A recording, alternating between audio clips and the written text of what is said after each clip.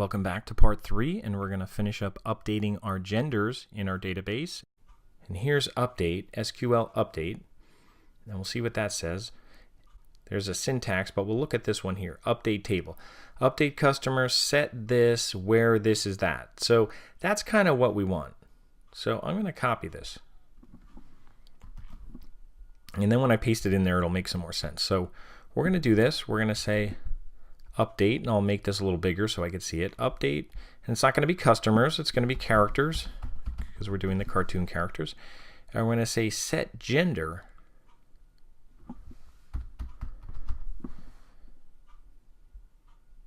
And I'm going to put gender equals M. I'll do that first.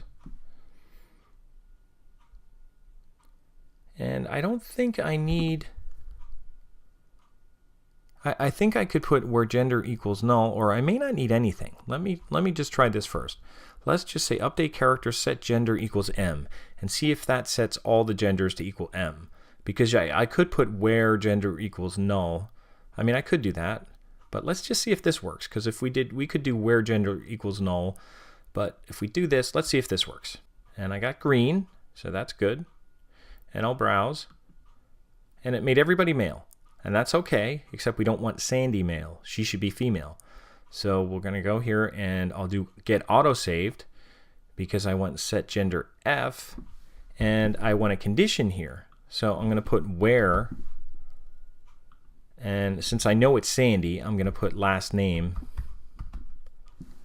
and I'll choose this one so it's done exactly like that with the capital L, and I'll say where last name equals, and I'll just put a single quote, and I'll put cheeks.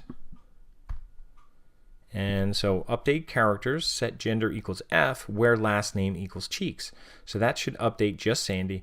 And also, if you ever had to do all but one, you could do something like that. So if you had to change one that all but one, but since we are just selecting that particular one, we're going to make that all F. And there's probably a more efficient way we could have done this than doing all M and then doing one F, but we only have 3 so far. So that's okay. So set gender equals F. Make sure you have your quotes around the F, quotes around cheeks, and we'll hit go. And it looks good. 1 row affected. So I'm going to browse.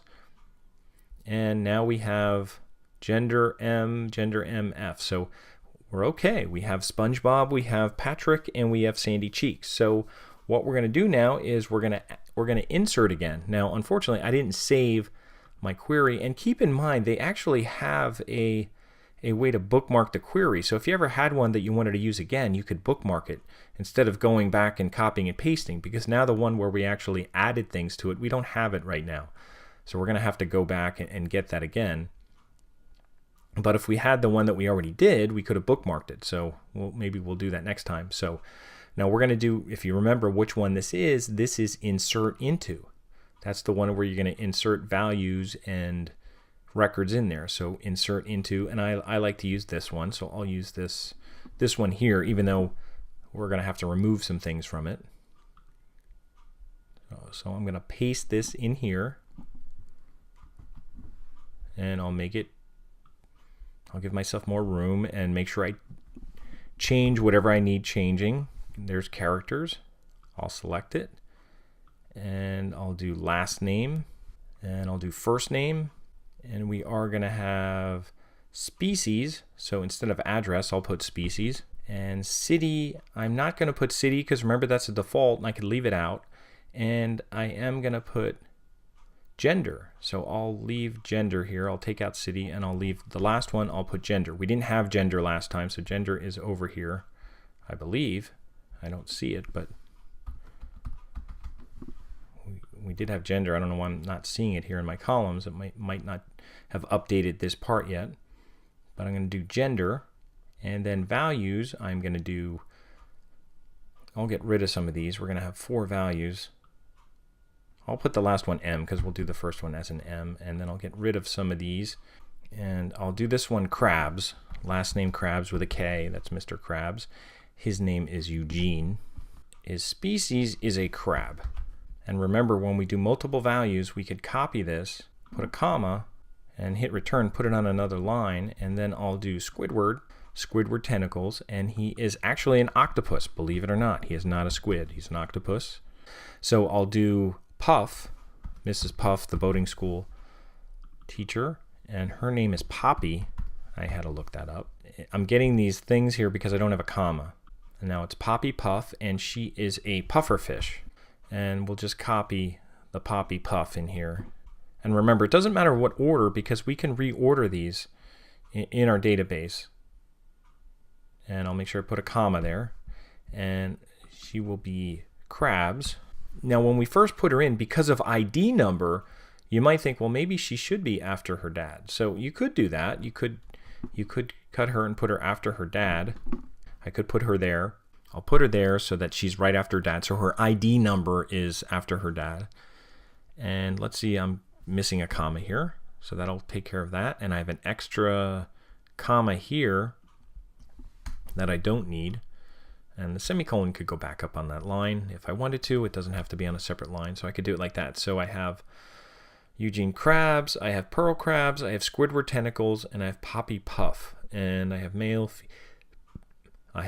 female, male, female. So everything looks okay. Last name, first name, species, gender, and I have 4 here. So you should have 4 and then 4.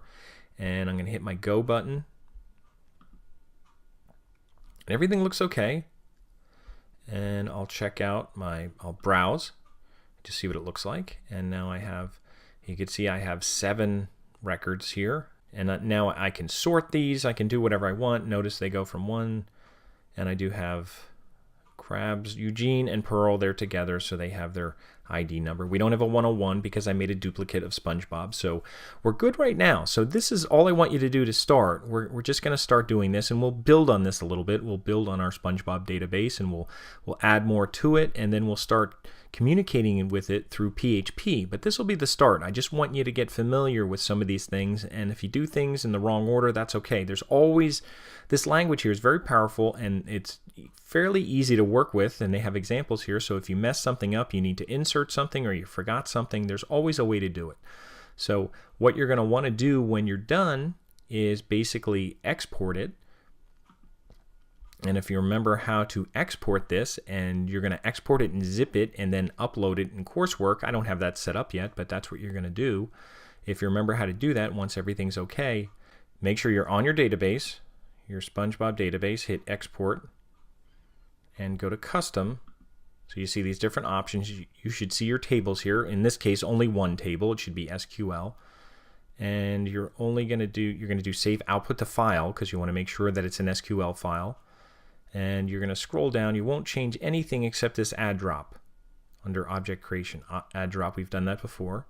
And then what you're going to do is you're just going to hit go.